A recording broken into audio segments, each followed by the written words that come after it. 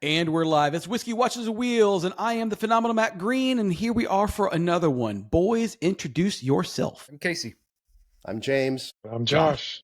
All right, we got a special guest for those watching and those listening. Kevin is on vacation and well-deserved. That boy's been busting his ass, and he needs a break. And we called in the wonderful Josh Shreeman. For a couple reasons. He is the watch collector of all watch collectors, and we're going to be talking some watches tonight. We want to go over that stuff, but I can't do anything lately because all I'm doing is watching these stupid AI Bigfoot videos. Have you guys seen those stupid things? Oh God, they are stupid. They are.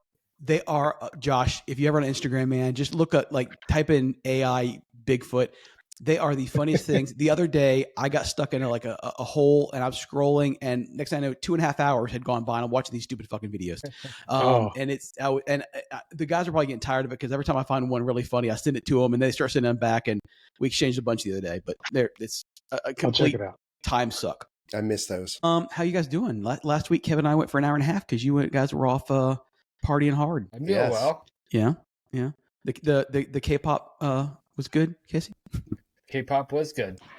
It was it was interesting. My wife signed us up for it, so you don't turn that down. And I'll tell you what's interesting though is it's Wednesday night, right? And we get there at like 7:00, so we eat dinner here at the house before we go. We get there, and this is a new outdoor amphitheater. And this is the first real concert.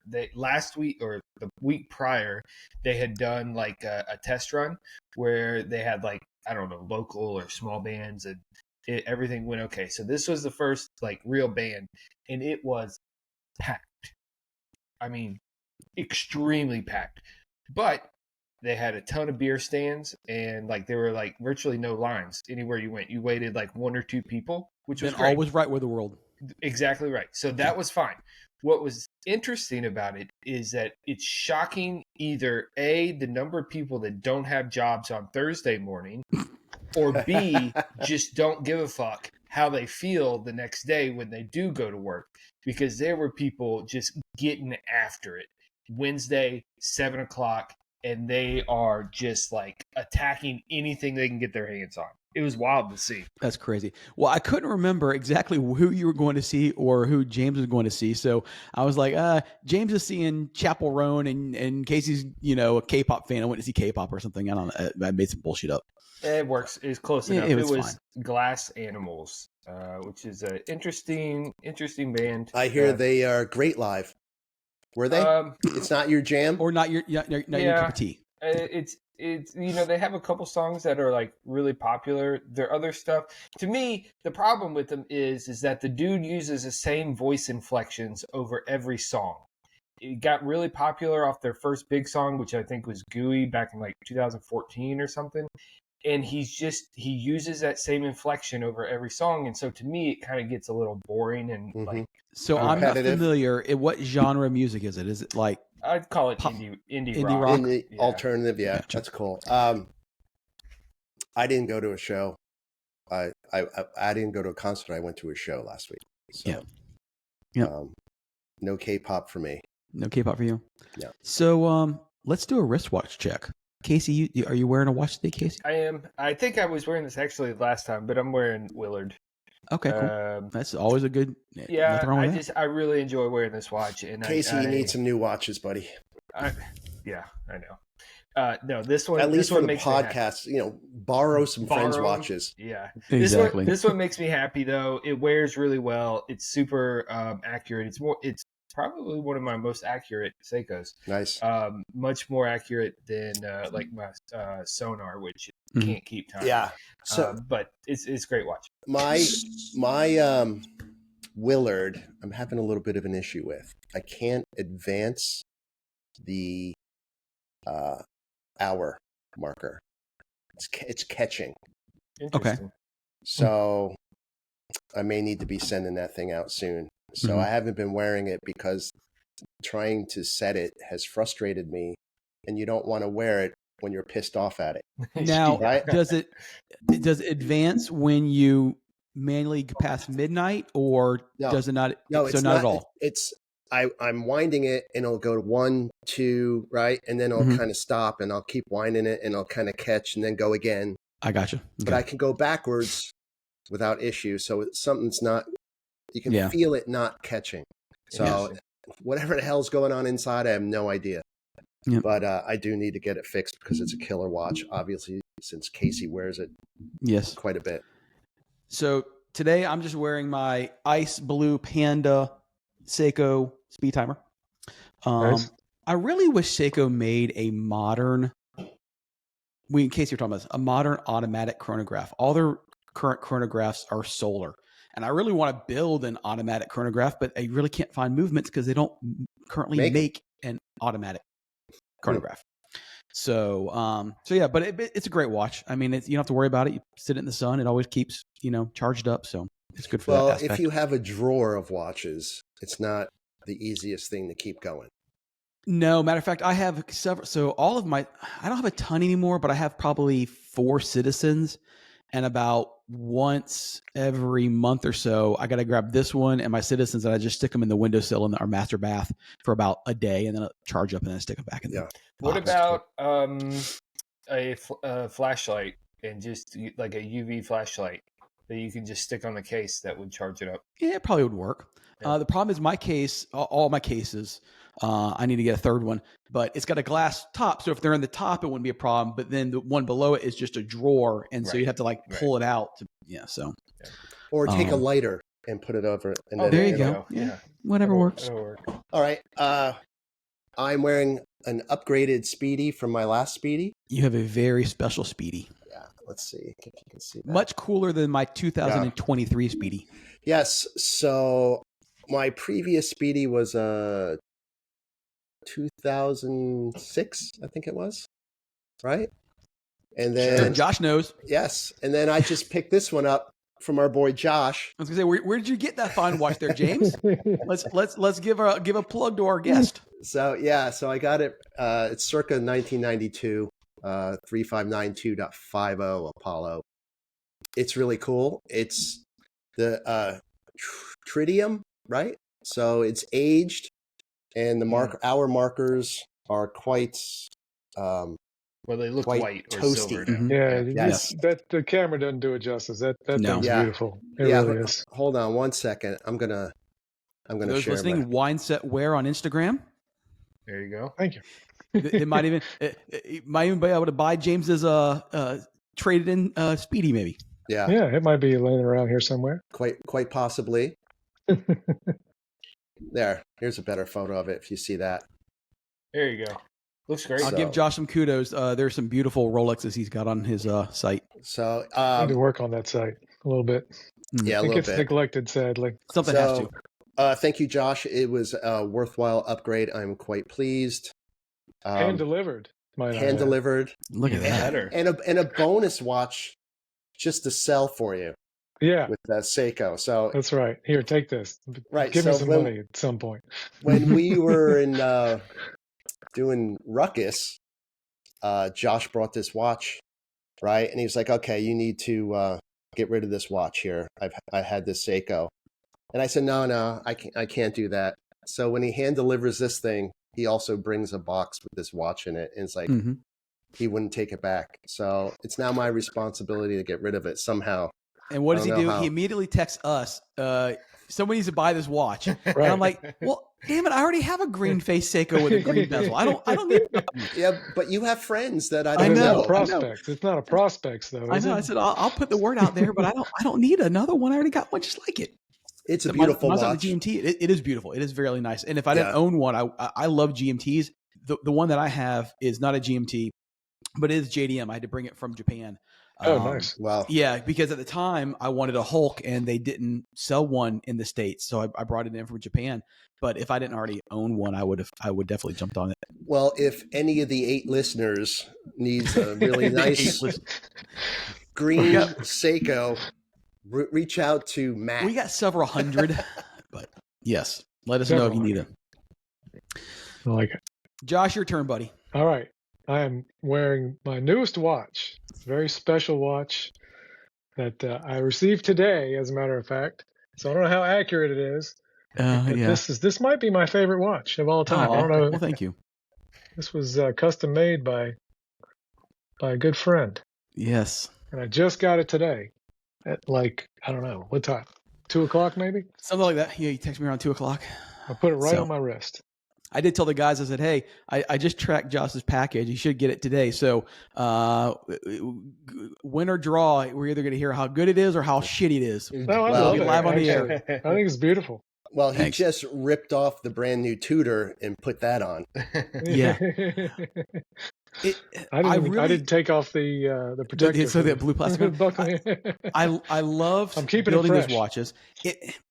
The only thing that took me I felt bad, because I knew you wanted one, and it was taking forever. And I'm hard headed, but the gold rotor on the back, which in my point, even though it's covered, that's what really makes the watch. And it took me forever to get those freaking rotors in, like a month and a half to get those stupid rotors in. Yeah, I love the hammered look. Yeah, so it just took forever to get those rotors in, but that's what took so long. I had all the other parts here in my office for like the last month. Matt, do you have a better picture or? Actually, I think I do have some better pictures here. Yeah, my camera's worse than James's camera. My camera. Yeah, for only $1,000, I thought, man, this thing's a deal. I'm gonna have to get on that. I don't care how long it takes.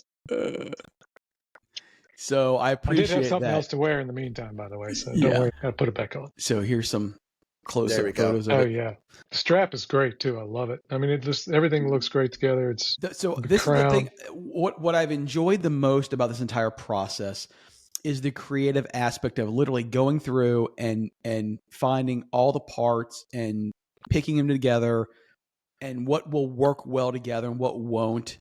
So yes, it's like, building a house or building anything else. So it's been a fun process. That looked like a quick release strap though. Mine didn't. Yeah. So, and the funny thing was the one that I have on my own personal that I made myself was a quick release. Well, when I ordered all the parts, I ordered enough to build 5 more after I built the first initial one. So I went back to all the same vendors and ordered the same thing. And when the 5 leather bands came in, they were not quick release. They had the regular pins. I'm like, okay, they look exactly the same. They just no quick release. I don't particularly like quick release, to be honest. I don't either. I said I almost to the point where I'm like, well, I'm gonna change my band out for one of these others, but I'm like, no, I'm not gonna do that. Why is that though? Why don't you like the quick release? I don't know. It's just I will say this. I don't find that they seat. So on these leather bands, and I can't say this for every band, but the leather bands, it's handmade. The leather is a lot of times, and so they notch out the leather.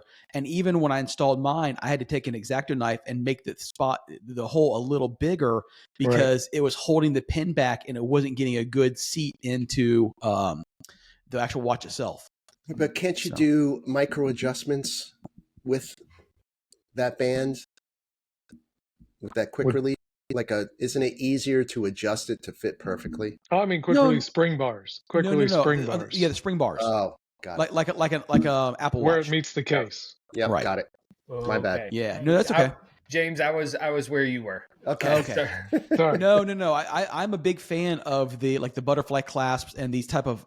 This is the very first leather strap that I've ever had that had the kind of, I don't know, butterfly clasp or whatever on it, and I dig it a lot. It's really nice. Okay, so you what we thought you were talking about, you actually like.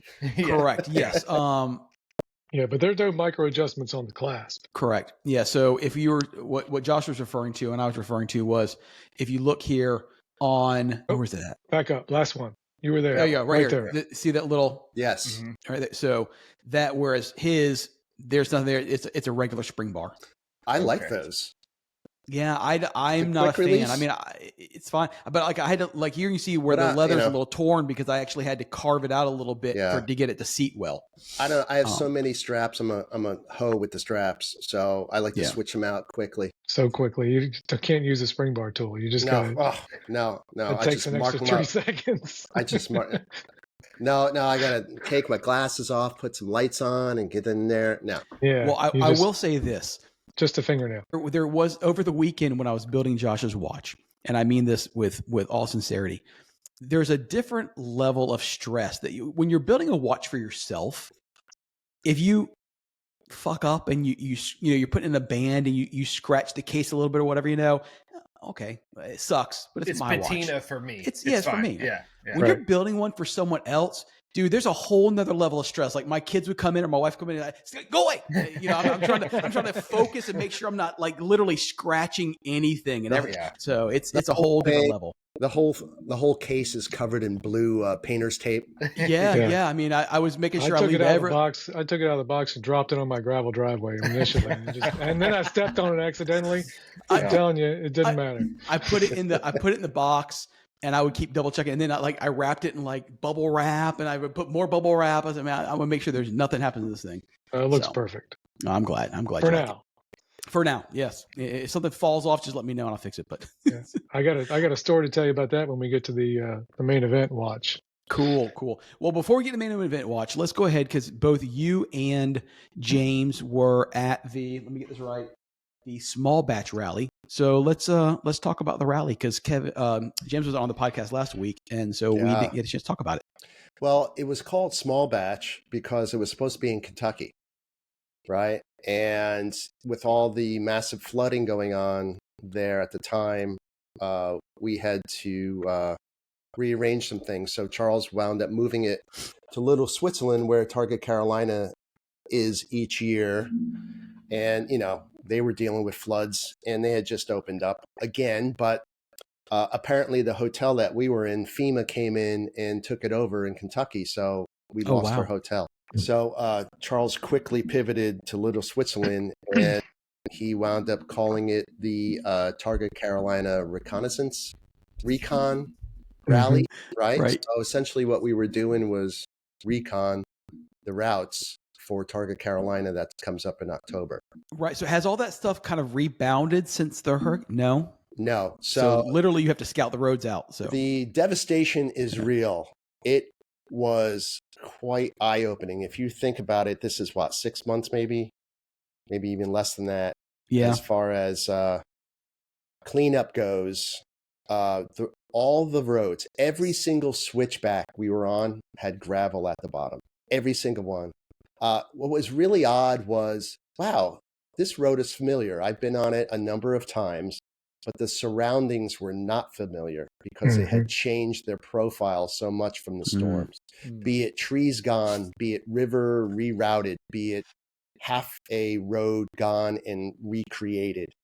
So one of the best roads in the Carolinas is 226A, and that would take you up to Little Switzerland Inn. And that one essentially got washed away. It's open, but you can't do what you would like to do on it. It could be quite dangerous. A lot of gravel, but you could just see going around one of the bends up on the mountain, all the trees were gone. And down past the road, all the trees were gone. It was heartbreaking, really, but I was glad that we were back there at least to pump a little bit of money into the economy. And people, Josh should correct me here, but it's, 50-50 where 50% of the people love that you're there, 50% get pissed off that you're there.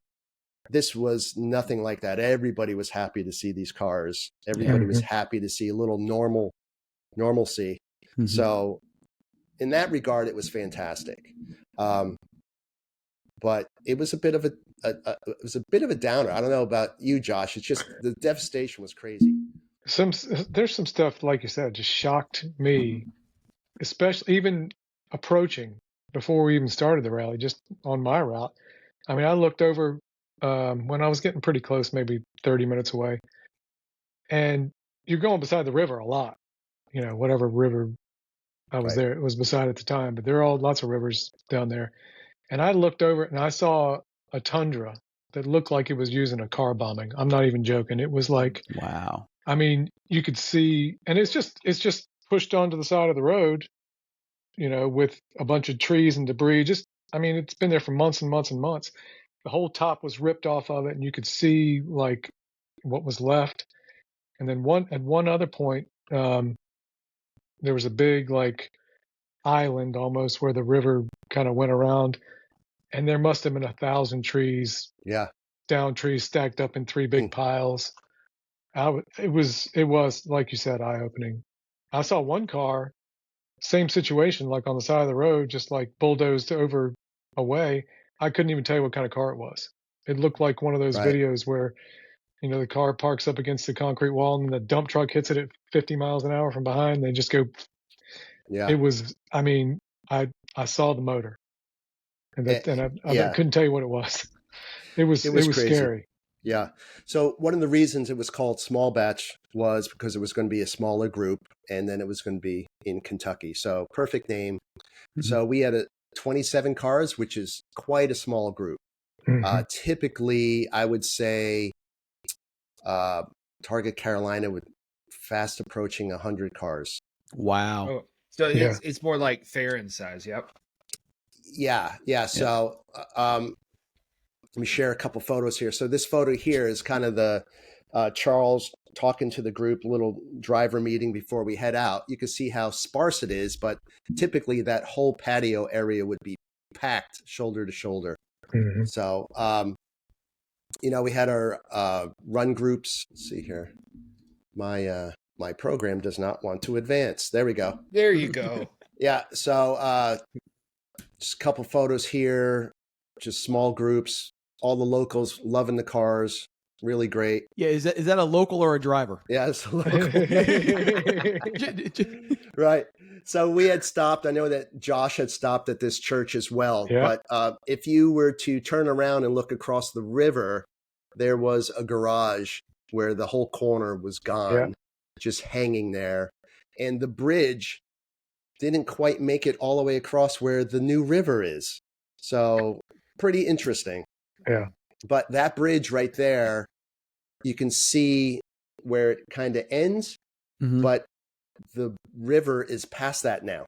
I see. So yeah, I mean it's like it's 20 insane. feet past it. Yeah. Yeah, it's insane. So, but we had some good times. Good to get out there. Everyone was having a good time, and then I came across Sasquatch. There you go. There, see. So There's your In the big run videos. group too, right there. There's yeah, a huge run all group. three of us. Woohoo! So Day 2. Yeah, we wound up with 3 people in our group. It was me, Dave, and Frankie out of Miami. And because we were so small, we just kind of left early. And there was rain coming, and Josh was interested in joining. Yeah, myself and one other guy from my group, we were going to go with them, but they left before 9.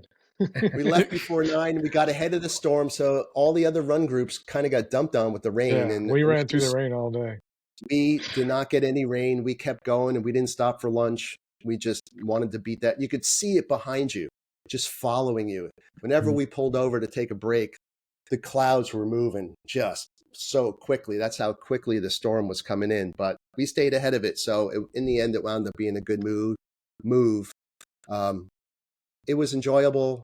Like I said, it was a bit of a shock. And, hopefully going back in October, we'll see a bit more of a rebound. Some more progression. Yeah. Yep. Cool, But man. good Well, sounds like times. you guys had a good time. Yeah, it was good. And I'm looking at my pictures on my phone. I don't have anything that I can really share unless I hold my phone up. But so I don't take pictures. I don't ever take enough pictures on a rally. That's one. There's so many people that take great video and great photos. It's kind of like, well, I'll just use theirs and say it was great. So it was great. But there was another rally that weekend, Ruckalos up in West Virginia. So the majority of folks that we would typically see were attending that one. And they battled the same exact situation with the rain. So I think that's just how it is now. Well, the other rally that was going on, Matt, you have something to add? No, I was going to say the entire Southeast this last 6-8 weeks has just been pounded with rain. Well, the other rally that was going on was Rinsport Dragon Rally, Josh Vandergriff's rally down in Deals Gap area, the Dragon area, which is what I attended. My first time attending, I'd signed up, a year ago or so, and then had that lifter issue I was worried about. You signed up so long ago that I forgot you were going. Yeah, me too. And so it was, well, first off, it's based at Fontana. which I did not stay at. I stayed at Topoco because I really liked Topoco, number one. And number two, I haven't always heard fantastic things about Fontana, like housing. And I'm very fearful of bed bugs. So I didn't How want close them. are they, by the way? You go up Voldemort and it's 15 Okay. minutes. Okay. So it's right there it's at the dam. It's literally at the Fontana. Is that the dam? Fontana at the resort. Yeah. At the resort, yeah. Yeah. So it's actually nice to leave Topoco at 8:00 in the morning and actually warm up your car properly with a nice peaceful drive through Voldemort, or you can turn left out of Topoco and go that route because they both end at the same spot. So it was actually very, very helpful, I thought, because as we've experienced with Farron, like when Josh, when it's time to go, he goes 100% from moment one, which frustrates me. I know it frustrates a lot of other people just in the aspect of like, let's warm up our car a little bit. I was in group 3, which the first two groups I call the crazy people. And then mine was the first group of what I'll call sanity. But even our group leader, his name was Michelle, but he even took off ripping with very little like time to like properly warm up. I had already warmed his car up to get there. No, they all stayed at Fontana. Oh, did they? Yeah, so they're like. I love Josh to death. Josh is the nicest guy in the world, but I think these guys Josh. Huh? The other Josh. The other Josh. But yes, I'm not the nicest guy in the world. But his car is warm because he drives to get to the hotel. Yeah. And then we go to leave, and it's October. Our cars are stone cold. Cold and they're tires, like, all the stuff. And so having to drive there actually, I think, was a huge benefit because I was ready to go. Car's warm, tires are moderately warm. At least have come up a pound or two from their cold pressures. So got there on Thursday. First day of driving was on Friday, and I'll try to. They do a deal with Killboy where you get all their pictures. That's cool. So I'll show. Well, what was nice on Thursday is that Casey and I got to drive up together. So that was kind of fun. That's awesome. So there's one Killboy shot there. I'm not touching the yellow or the white, which is a big bonus. And then let's see, second shot I thought was kind of good too. Let me find it right here. This one was a moist morning on Saturday. But car looks great. Car did well. I learned, I've had this car for how long? I've had it since 2018, but the new engine for a couple years.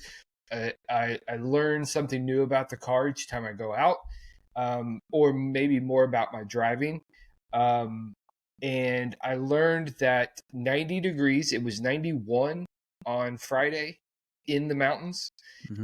We hit the Dragon, and revving to 8,000 RPM on my engine at 91 degrees in the mountains will really raise some oil temperatures.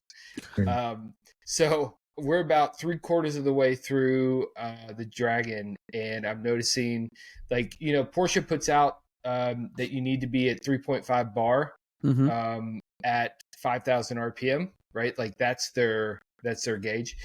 And so I was noticing my temperatures were a tick or two above 250 degrees on the gauge, which is not accurate. But that's what the gauge is telling me. It's over 250. And I started noticing my pressures, I'm just seeing it in my peripheral. My pressures weren't keeping up. So the viscosity was coming way down in your oil. So I pulled off and noticed my idle pressure was just sitting just a bit under 1 bar, which again there's no problem there. But because of temperature, I kind of backed out of things. Brought the RPM down, kind of cruised a little bit. Being right on the tail of another car is also not great for airflow on your car. But, this car is fantastic. The engine is unbelievable. And when you have the opportunity, for me at least, when I have the opportunity to keep up with a new GT3, I'm going to take that chance. Yeah, of course. Just to like, hey, I'm able to keep up with this car, like my own driver skill, but also like my car is being able to put out the power and the fun ratio to be able to keep up with these things. So my group had 3 brand new GT3s in our group, and it was amazing. Like being able to hear them to rip right behind them was awesome. But it also showed me that I need a thicker oil when I go to the mountains. I need to almost treat the mountains like the racetrack, not quite the same oil, but definitely step it up when I head out. Are you running an oil cooler or no? No, just a stock oil cooler currently. But not upgraded, right? That's all that's really out there right now. Okay. But I'll say this because it's already been put out a little bit, but there is a new oil cooler coming that Jake FSI is putting out. The only caveat is you have to lose the mufflers. He's developed a GT3 style muffler, center muffler, and then where your stock 997 mufflers would go on one side or the other, I can't remember which, is it going to be a big oil cooler to help with that. I don't know if I'm going to go that route because I really like the way my car sounds. I don't know how the new muffler system, you got to get new headers because they're going to route differently. That's not cheap. Right. And I don't know if I want to do all that same shit I've done, do it again, especially when I'm so pleased with the way with the performance and the way it sounds. But I will say that oil temperature is a problem, or can be a problem, but I'm stepping up, viscosity, really just for any time but the winter. I'll go to a 1550, but great time. And then on Saturday, we're ripping out, and I started hearing a funny noise. Not a good thing, right? Not a good thing. And I kind of heard it. I heard it mainly on D-cell. And so be ripping up, into a corner, breaking down. And as I'm turning, I hear like this groan. And it's freaking me out, quite frankly. And I'm concerned. I'm like, shit. It's a person stuck in the frunk. Right? Like I'm thinking the worst always. And was Ashley with you? Was it her about to vomit? No. She didn't come. So I break off from the group and I'm like, listen guys, I've got something going on. I've got a mechanical something. You all go on. So I pull off to the side of the road. I pull my computer out, like I have a P-Wiz. I pull the computer out. Everything looks completely normal. I backtrack. I turn around. And about the hurricane story, I want to come back to, but I turn around, I head back into Wayne's something or another. Anyway, head to a Walmart, and I'm thinking, I don't know what the hell is going on, but I finally figured out that I didn't share that, did I? Hold on one second. I had a fucking stuck in the belt. Power steering bolt back. Oh, wow. So this is my power steering pump. And this is one of the 3 bolts that holds it in had backed out, and it's a captive. All right. So it's not going to fall out, but it's hitting on the pulley and just chewing itself up. Yeah. Oh, wow. So what I was hearing was the pulley running on this bolt. And I'm telling you, it made so many weird noises that terrify you, or terrified me at the very least. And so I ended up just driving back to Topoco. After it cooled down, I'm trying to use my hand. Like the space is an inch, very small space in there. I'm trying to use my hand. I can't get it. The next morning, which would have been Sunday, which I was heading home anyway, I talked to Jake about it, and he's like, dude, it's fine. Just go rip in the mountain. Go have fun. You'll be fine. I was like, I can't tolerate the noise. The noise is so it scares me because it's such an awful grindy noise. I'm like, I'm just gonna head home. So I start heading out Sunday morning. I stop at an Advanced Auto. I try to get some needle nose pliers to try to but the space is so tight. I can't get it to bite. So I just roll down the windows and cruise home. The next Sunday night, I pop the belt off. I pull the pulley off. I screw the bolt back in. It still has the head on it. I don't know how the fucking thing still has a head on it. Toss some Loctite on it.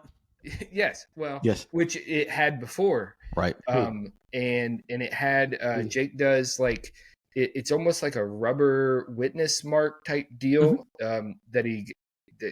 what he told me was that it's from the Marines. When they mark their bolts, they use this rubber paint type stuff, so it adds an extra little stick to the bolt. So it had Loctite, it had that, and it still came loose, but I re-Loctited it, torqued it up, and You must have been ripping. well, I like to think so. I was probably very slow, but it sure sounded nice. And so it was a great time. Until it didn't. Yeah, until it did, yeah. But it was a great time. The car's 20 years old. Some things like this happen, and when you're spinning something faster than it was initially designed to go, little stuff like this happens. I just learned that I need to put together a toolkit that has, like this is an eTorx bolt, but have a couple eTorque sockets in there, and this would have been fixed, super quickly. Well, so. When you have, our cars are not brand new. And when you have a car with either, not an issue, but a known issue on certain models, like for instance, we have the 997, everyone knows the IMS bearing, right, or like you have a fairly new motor, but it's a hand built motor. So anytime you hear anything, you immediately think, oh my God, yes, the worst is happening. I'm coming home one night and I pull into my neighborhood, and I literally heard what sounded like rocks rolling inside of an aluminum can coming from my motor. And I'm like, oh shit, it's my IMS. It's got to be my IMS. Yeah, I know it's the IMS. That's it. I just, my motor's blown. Forget it. I might as well just junk the car.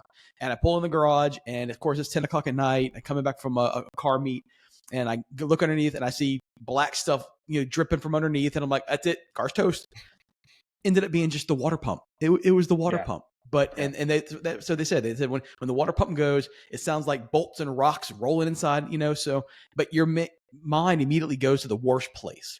And I will say, like, I'm sure James and Josh, you all have probably experienced this with on the air cooled side, but at this rally, there's at RDR there's like 200 Porsches, right? So it's massive. Josh does a great job organizing it and all that sort of thing. But what you come to meet certain people is that people have purchased these cars and have zero idea of car maintenance or what it takes or what you should do to a vehicle before you drive it in the mountains. So a friend of mine who actually has a flat six engine, super nice guy. He's a lawyer, super bright, but he is still learning car maintenance. Okay. So the first day he gets a flashing coolant light. His car's low on coolant. All right. Okay. So probably his coolant tank is leaking because that happens. So nothing odd with the engine, but ends up being like a gallon low. All right. What generation car? Which generation? It's a 997. Okay. Which is a lot low, but the system holds like 9 gallons or something ridiculous. It's got a lot of coolant in it. Second day, his clutch pedal goes to the floor, and somebody just happened to have a brake fluid tester. The little pins, which I suggest you get. They're awesome. They're on Amazon. They're like $10. But anyway, it measures the water within your brake fluid. They stick it in his. Not only is it black, but they stick it in, and it's like over 5% water. So the first thing to go out, fortunately for him, was his clutch rather than his brakes. Right. But it's like, holy fuck, dude! Like, Jesus, there's certain things you need to check. And I mean, read the emails that come out. Yeah. Well, twice before each rally to make sure that you did your maintenance. I had my wife come out to the garage, and she's my brake pumper, and we put all new fluid throughout the whole system. Right. I sucked it out of the canister with a syringe, filled that up, and then did the 4 corners. And so it's completely new fluid throughout. And the coolant, like, that's an easy check, right? You check it, it's cold. You make sure you're at minimum, whatever. But these are certain things that black. Not black. Yeah. Okay. I have all the appreciation and respect for Casey in the world because Casey's a wrench and he does a lot of his own. I admit it freely. I'm not a wrench. I can do cosmetic stuff and I can do interiors, but I'm not a wrench. So if I'm going to go on a rally, and I do this every year, dude, go to a reputable shop. And every rally, I get with my boy's driver's choice, and I take the car over there, and I say, I'm "Listen, going Simon, to a track day. I'm going to a track day. I'm That's going to how a I rally treat or it. whatever. Yeah. I need a bumper to bumper. Treat it like it was your own car, and go over it, soup to nuts, and whatever it is, let's get it dialed in. Yeah, it's going to cost you some money, but it's literally the difference between life and death. Because if your ass flies off the side of a cliff, that's it. It's game which over. has happened at my rally. Yes, 100%. But the other side of it was like, well, shit. This guy's been wanting to drive behind me because he was thinking of upgrading his mufflers to the system I have. And he's been following me. And now I'm like, shit, like this could have been a horrible taken you out. Yeah, a horrible situation just because of the way we lined up, or that he wanted to hear the system or whatever. Yeah. And by happenstance, he's like, Casey, I'm learning. I don't know these things. And I'm like, all right, I'm going to do a video for, FSI of the basic shit that you ought to be checking before a track day or a rally. You have to be doing that. You can cut him some slack. Here's one thing I'll say, though. I'm No, going you to cut him can't. some slack. No, you can't. Here's the thing. All right. Not even a rally, dude. Coolant and brakes. If I'm gonna get in my 2023 car and go on a road trip, not even to the mountains, just going on a vacation, I'm having that shit checked just going, on the highway. That's normal basic shit. Clearly, that guy's never had a Rover. I check my friggin' coolant every other week. I mean, tires, brakes, coolant. That's basic shit. No, I mean, like I said, he's a lawyer. He's a well-off guy. He can afford to buy newer vehicles that are maintained at the dealer, or people to maintain it for him. Correct. Right. And this is an older car now that he's invested in, and now he's having to learn these things. And fortunately, he's not having to learn it by having something major happen, right? Because nothing happened. He had a great weekend, and is it GT3? No, it's a 997 like my car. Okay, with a built engine. So Dave always busts me because after every rally, so every rally is anywhere between 800 and 1,500 miles, depending on where it's at, right? I change my oil every single time. He's like, you're an oil fiend. I'm like, you know what? You know what's really cheap? Oil. You know what? My car is sitting on stands right now because I'm changing the oil. Just because, as you all should know, if you don't, now you will, when you superheat an oil, it loses viscosity. Therefore, when it heats up again, the viscosity will not be the same as it should have been or it was right out of the bottle. Yeah. So when my oil, which is driven DI40, when it on Friday, when it went over 250 degrees, we're guesstimating it was closer to 300 degrees, like in the pan. But like I said, the gauge is not very accurate. The viscosity at normal operating temp was no longer the same as it was historically. So at idle, it's usually like 1.5. It was dropping closer to 1 because that viscosities, all the additives, etc., have been burned out of it. You need to change the oil after that. Just like if you do a track day, track oil, if you're using track oil, like people will say, all right, you have to change it out. But if you're not using a track oil and you're just using a standard oil, you go to a track day, you're heating that stuff up much higher, and you definitely should change your oil after. Or sitting in bumper to bumper traffic in Orlando when it's 105 degrees outside. Well, when on the cheap. air cool side, I run my car all day at Redline, essentially. I don't know about you, Josh. Definitely. Yeah. But after running a whole weekend at Redline, I want to change my oil. I got a 2.2. I'm trying to keep up with 3.2s and 3.4s and 9.93s. And load on the engine does not build heat like RPM does. So it's when you're at the higher RPMs that you're going to produce more heat. Sure. And that's where I suffered, quote unquote, but where I was experiencing an issue because I'm at 8,000 RPM. I'm wringing this damn thing's neck to keep up with the people in front of me because I'm, trying to show off what this engine can do. But I'm wringing its neck. and it simply just produces so much heat. And I need to be smarter and better and use the better oil. I should have thought of that before. I didn't, but we all Go flog yourself. Yeah. Now you know. You and that mobile Like one. your lawyer friend. Now you know. Wow. Yeah. Well, thanks Casey for that. love of mobile one. Thanks for that overview of your rally. Yes. There you go. It's a great time. RDR is truly good. It's a lot of people, but the way Josh organizes it, yeah, he does a good job. I'd like to do the air-cooled one.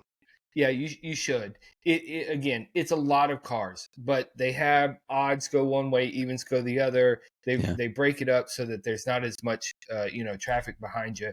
And it was a great time. Josh is a great host, and I'm surprised we didn't run into each other at all.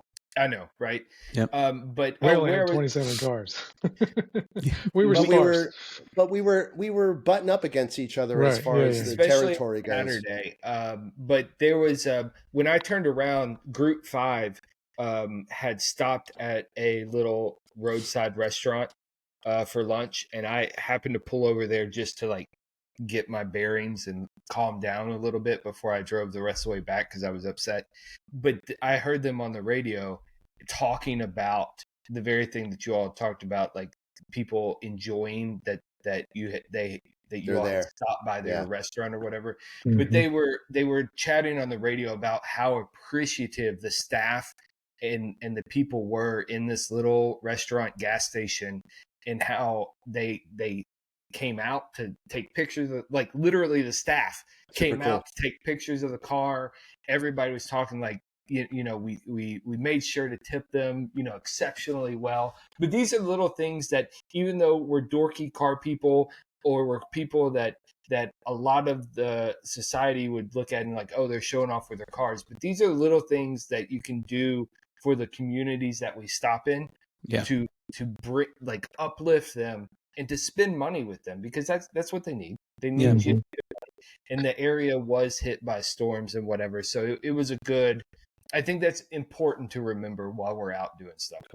Well, I'm glad you had a good time. I mean, I know you're like me with your personality. And so when a small mechanical like that happens, you start second guessing everything you've done to the car. Up until that point, you're like, what I got myself into? So I'm glad it was nothing in it. I just mashed the pedal. James was like, fuck it. Drive it, or it's going to break, or it's not. Whatever. Yeah, it's going to blow up anyway. It's going to cost for a new motor. That's at least true. At least you'd have a definitive answer. I'm doing budgeting as I'm hammering it. I'm doing budgeting in my head. That's it. What do I got to give up to get this thing back? I'm going to eat this bitch, and it's going to break, or it's going to not. Either way. So. All right. Well, the main reason we want to have Josh on the show tonight, other than the fact that he's an amazing person, here 40 minutes in, is and I didn't even know this was even coming out. I guess I haven't been following. I've been too busy building watches and not really following the watch press or whatever. But Tudor came out with a brand new Black Bay called the Lagoon Blue. And the reason I found out about this watch is because Josh texted me a picture of one Sunday morning because he just got one. And so I'm thinking, this is freaking awesome. So we'll have Josh on. He can give us some real world feels and feedback on how it is. Well, right now we're changing that name to the Blue Lagoon. The Blue Lagoon. I thought about that. Not the Lagoon Blue dial. I'm pretty sure that. Goddamn Seiko shit! What the hell? My damn watch just broke. I sat down. My damn bracelet came off. That's operator error right there. James knows about that too. Good thing I know a guy that can fix this. What the hell, man?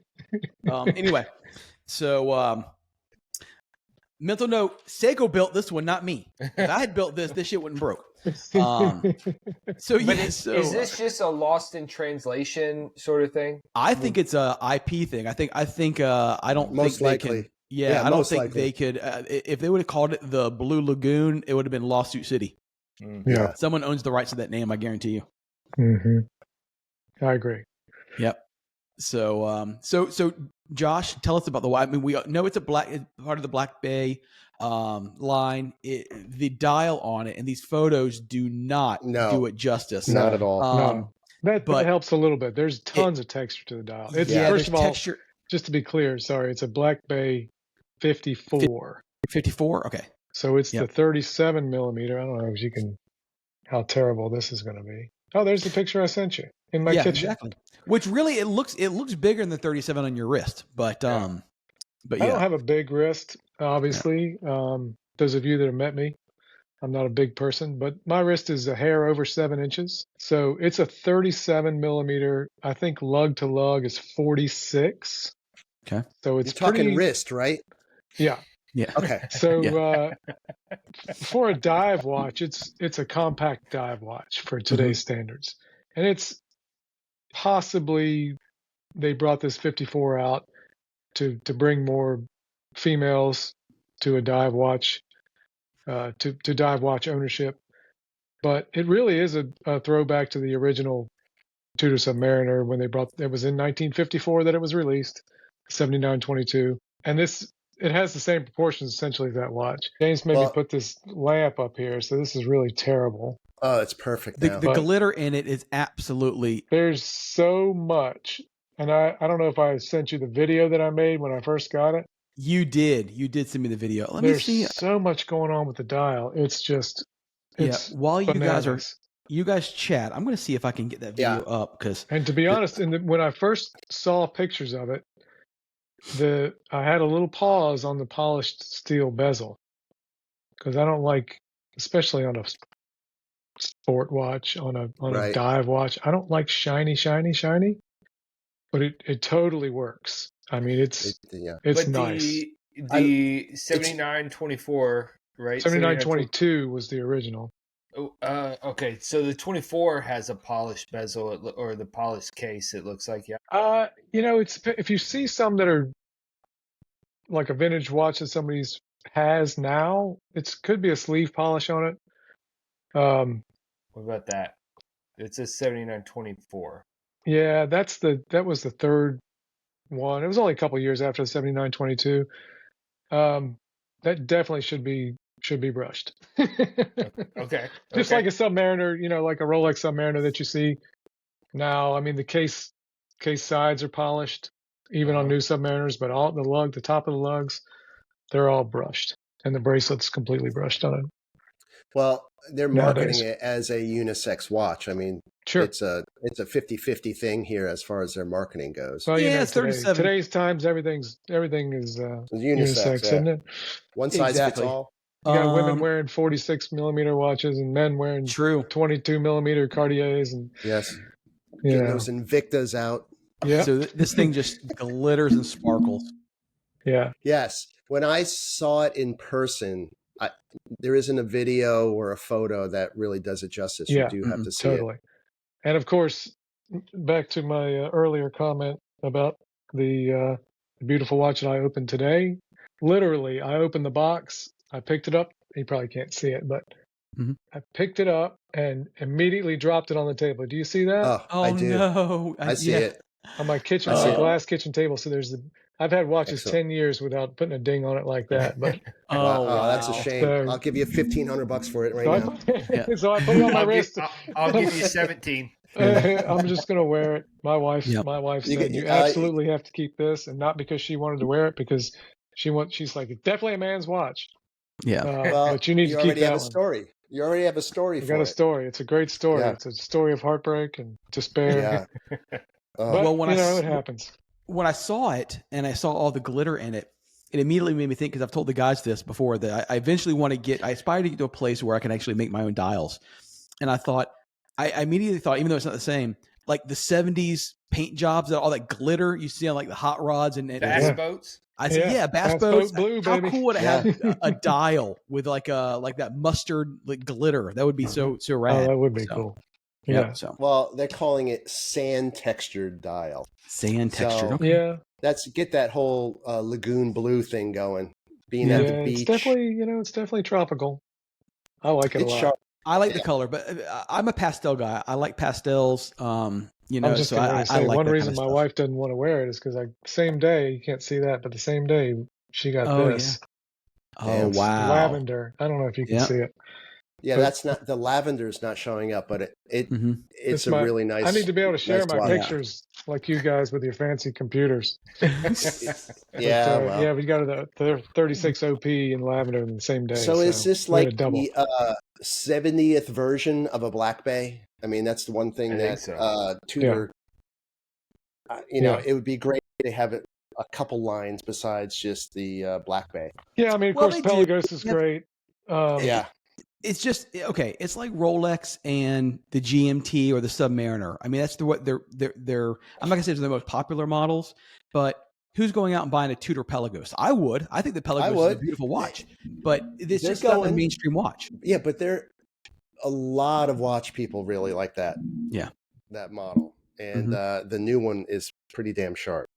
Yeah, they got the Black Bay. They've got the regular Black Bay. They got the Black Bay 54, the Black Bay 58, the Black Bay 58 GMT, the Black Bay 68 now. They just came out with in April. So yeah, they're riding that pony. They are. And I mean, I'm a fan of the standard, the original Black Bay with the black face and like the red bezel. That's just a classic look. Yep. Yeah, and they've got multiple colors in that. Now multiple colors in the 58.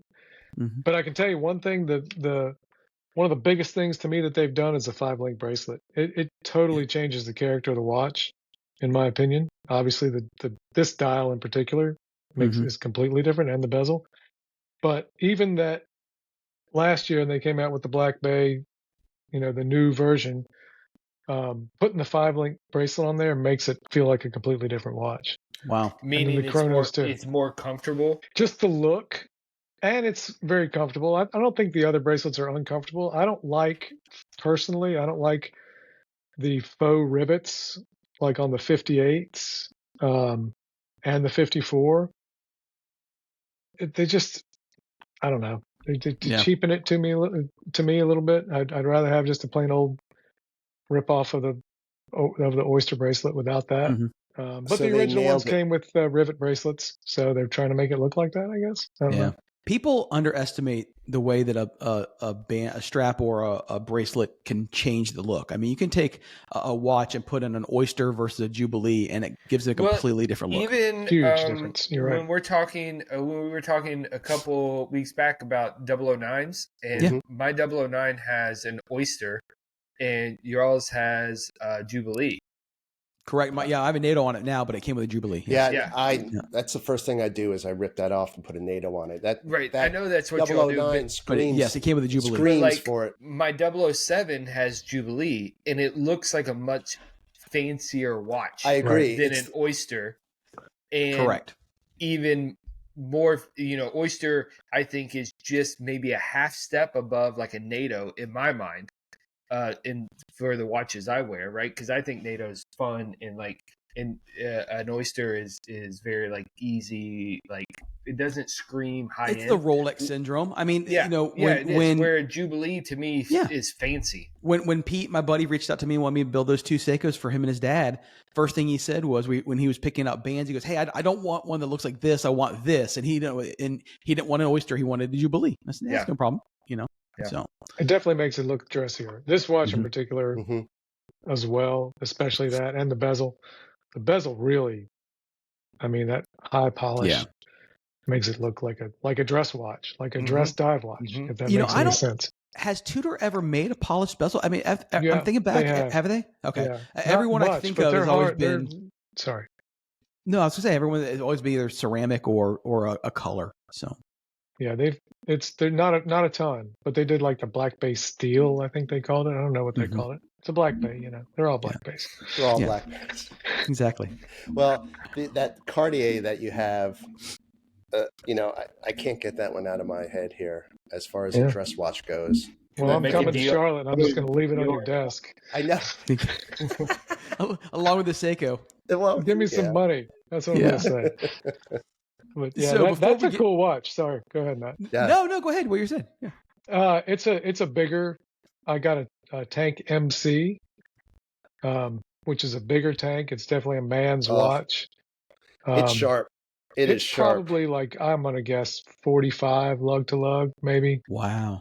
But it doesn't overpower your wrist at all. Oh no, not at all. Not at all. So many of the Cartiers are just dainty. I mean, is the tank the reversible one? Is that the one that flips over, or am I thinking of something else? It's a rectangular. There you go. It's you're thinking of the JLC Reverso. Oh, maybe so, because it's It's similar. like the same Yeah. similar Okay. case shape. There you go. I mean, it's sharp, super Yeah. sharp. Not a So watch. I didn't have the tech Mhm. downloaded for that one to share my screen. So All right, Josh. So now that you have the new Tudor, Yeah. what's next? What other watches out there that you want? Oh man, there's so many watches that I want. It's kind of I crazy. It's a hard choice, right? Yeah, I mean, I'm very fortunate to have the opportunity to buy a lot of Rolexes. To have access to a lot of Rolexes, I should say. It sounded kind of weird Mhm. when I said it, but so I have an AD that I've worked closely with and been a customer of for literally decades and decades. That's why I get all the Tudors first thing. I get first shot at everything because I've probably bought, I don't even know how many Tudors, 25, Wow. 30 Tudors. And I love them. Tudors are great. I wear Tudors or Speedmasters pretty much all the time until now, because I've got this sweet bronze watch that is going to be on my wrist for a long, long time. Well, I appreciate that. Thank you. But of course, I want the Land Dweller, just because it's the first new model Rolex has released in a long time. Waiting on that, and I have this love-hate Daytona thing because I love the watch. My first nice watch ever was actually a steel and gold Daytona. Mhm. really, Yeah. so And you then- said the whole Paul Newman thing ruined it. No, it's the GT3 RS guys. Yeah. Yeah. No offense to any of the people that have a GT3 RS, because I probably would buy one of those if I had the opportunity and the funds. It's that whole, Miami. Look at this. Look at Vibe. me. I've got Say a no gold more. Daytona. Yeah. Yeah, So yeah. I would love to have, since they brought the meteorite back out, I'd love to have a meteorite. White gold would be my preference, Daytona. But then it's like I wouldn't wear it, and I don't wear the shiny stuff anyway. Typically on a daily basis, as I just said. So I don't know. I've been kind of into. I'm getting smaller now, smaller watches. So I've gotten a couple, like 90s is kind of where I live now. I've That's gotten cool. a couple Breguets and a couple Blanc pans that I really like.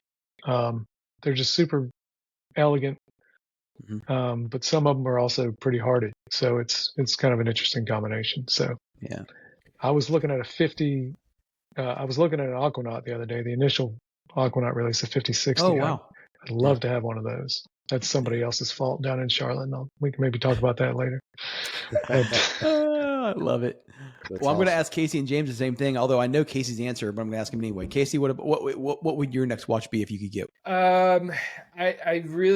I think the next watch I would like. I still don't have a Regatta, Seiko Regatta. I'd like one of those.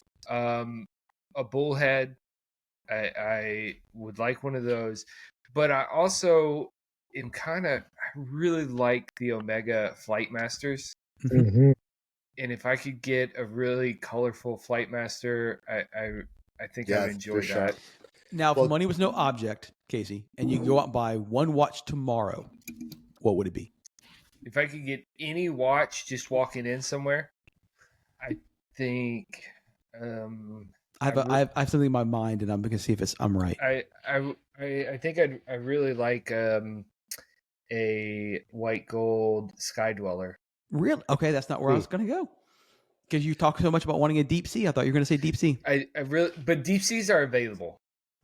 Right. And so if we were just talking, but they're not cheap. Wait, you want to make it hard on yourself? Yeah. Well, money was no object. He said money is no object. Yeah. Money was no object. Just so buy it. I would really, really enjoy deep sea. But Wine Set Wear has a nice Coke on their on the site right now that is reasonably priced. I might have one right here, actually. That's wow. When I alluded one. I alluded to earlier when I said his website has some beautiful Rolexes. That's exactly what I was talking about. That's a good one there. There's it's also gorgeous. You've got an all gold Omega, I think. No, you have that root beer as well. That was The root super beer's, sharp. root beer's Yeah, there, okay. but there's an all gold Omega, I believe, and it looks really nice too. I think I'd like an all gold watch. Old and- gold. Go old gold. Yeah, That's yeah, the yeah, way to do it. Yeah. So I think Josh could answer my question since I've talked to him about that as far as what my next watch would be. But Omega Speedmaster Mark II. Mhm. But I can't get that Cartier out of my head well, because you can keep the Cartier. I don't care for the Cartier. it's sharp. It's If you sharp. put it on your wrist, you'd fall in love. Yes, once you don't put it know. on your wrist, Casey, it's so comfy. Oh, yes, it's like putting a pillow around your wrist. Yes. I love it. That tells Well, time. factory strap like butter. Yes, yeah, but no, the Omega. I've kind of ticked most of the Seiko boxes in my watch collecting career here, and so I'm kind of moving away from that a little bit, just because it's become really popular, and I could take advantage of that as far as flipping out at some of these, and going into some of these other watches that I've longed for a while, and just to switch it up. So for Early me, I adopters like don't always get burned, I guess. no, You I, just I hold on. To I it like long enough. weird stuff. So big surprise. The 914 guy likes weird stuff. So I aspire to have a Rolex in my collection at some point in time. I love the look of a GMT. I love the look of a Submariner, but the form is very similar to so many other watches that if I'm going to get a Rolex, I want something like a Milgauss or something really, I would love one of those. yeah, as well. just outside the box, just something Mhm. different. I wouldn't have a problem with an Air King, but I really like the Milgauss personally.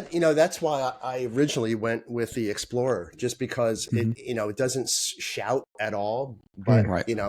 it's a great looking watch, and you can wear it with anything. But I can tell you that the new one I got, right, the Explorer 2, I've worn that at least triple the amount of times that I've worn the Explorer. So is it the Explorer 2 is a better watch? I think it's a better looking watch. It's a more casual looking watch, I would say. Yeah. Right. So I think that the Explorer goes with anything, but it kind of leans more towards a dress. Yeah. I agree with you. For me, it's a matter of my job, because even though I'm in management, I still am running a granite company. So I'm around stone slabs all the day, and you're hitting stuff. So I never wear my Omega to work because it doesn't have sapphire. It's got Hesalite, and it'll just get destroyed. So I typically, if I'm either wearing a Seiko or I'm wearing like my Tag Heuer Aqua Racer. I've beat that thing so many times, and it just takes a licking and keeps on ticking. So I need stuff big and beefy for when I'm wearing to work. Well, every single Rolex sport model was actually, people don't do this, but they were built to wear every single day. Yeah. Beat the crap out of. 100%. I think they look great with that type of patina. Yeah.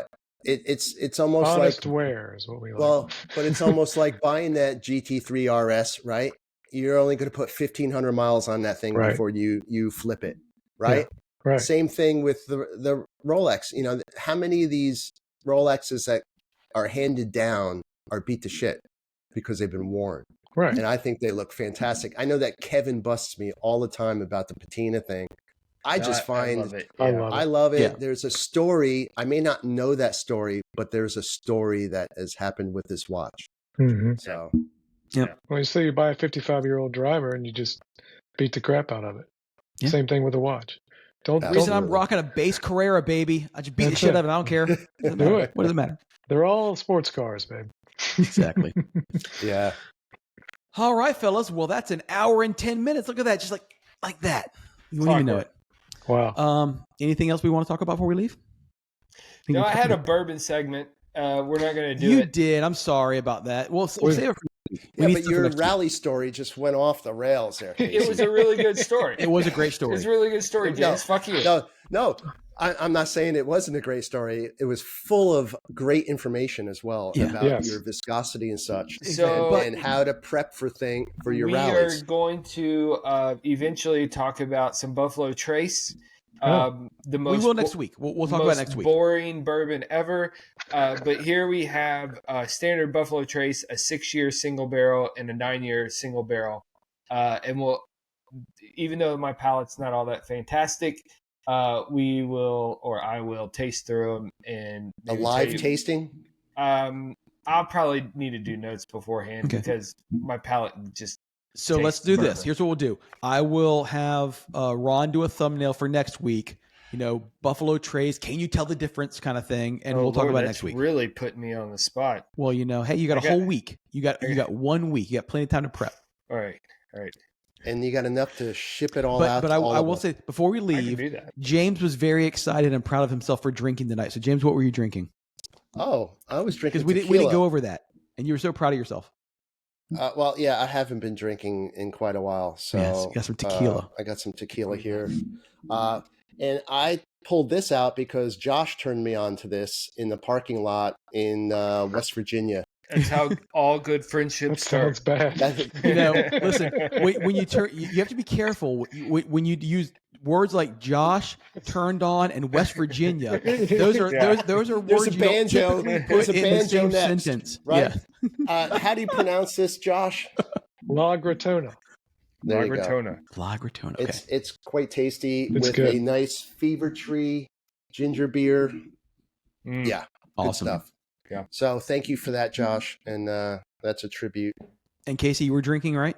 Were you drinking? I was sampling the Buffalo Trace. Yeah, okay. I thought we might get into it, so I had to get warmed up, and I went through the straw. Yeah. Sorry, we ran long, so it's okay. All right, guys, listen. Thanks for listening. WhiskeyWatchesandWheels.com. Head over there. Hey, don't forget to mention Josh's. I'm going Wineset Wear. Head over there. It's just Wineset Wear on Instagram, right, Josh? You have what? Yeah. Okay. And website. And a website. WinesetWear.com. If you want a beautiful bronze watch like Josh has, hit me up. I still got parts. I can make some more. Sweet. Am I the only one? Am I the only one, Matt? You and me, baby. We're the only two so far. Oh man, I feel honored. Nice. It's a sharp watch. I love it. I'm giving you kudos, Matt, because thanks, man. As your OG, that's a sharp watch. So that was my first one. Just wish you would engrave the back of it like #1 or something. I know. So all kidding aside, I've really looked into like laser etching and eventually I'll get there. I'm going to just get my own machinery little at a time. I will say this. Kevin and I talked about it last week. Eventually, down the road, this is probably going to parlay into my own little micro brand, which is going to be called the Thornhill Watch Company. Thornhill Watch Company. Excellent. So you legitimately, Josh, have #1 of the Thornhill Watch Company. Wait, where did you come up with that name? It's I know that you were struggling. It's really stupid and silly. Casey nailed it. So I wanted to do something around my name, all right, or our name, but Green Watch Company didn't sound good, and we went through the stuff. I was trying to do Bryson, like after my son. It played a bunch of names, didn't like it. Driving home one day, all kidding aside, I live in Thornhill Grand. That's the name of my development, and I live on Thornhill Grand Circle. And I said, Thornhill. Well, that's sounds like a cool name for a watch brand, and it sure does. It does. There you go. So that's where Thornhill came from. Well played.